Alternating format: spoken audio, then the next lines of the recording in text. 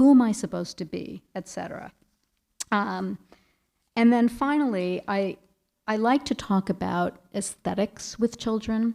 And by aesthetics, I mean questions not only about art, but also about beauty and about the experience of beauty, right? So not just looking at paintings or painting or making music or listening to music, but also the way a good meal feels, or looking at a sunset, or other kinds of experiences that we might characterize as giving us a sense of something that's beautiful or sublime.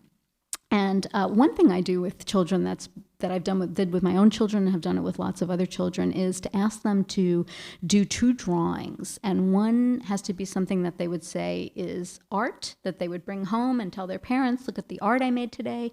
And the other is one that they would say, this is not art. And it's always really a fascinating experience, because it's actually really hard to create something that's not art, right? Because someone might look at it and say, and typically this is what will happen, either siblings or me or classmates will say, but wait a minute, that has really nice color.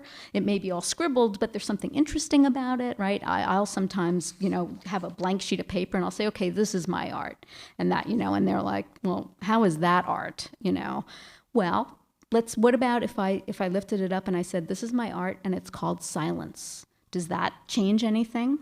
Well, maybe, right? Or maybe if you were a famous artist, we might consider that might be art, right? I'm not sure we're convinced otherwise, but it raises the nice questions, right? What makes something art? Does somebody have to like it to be art?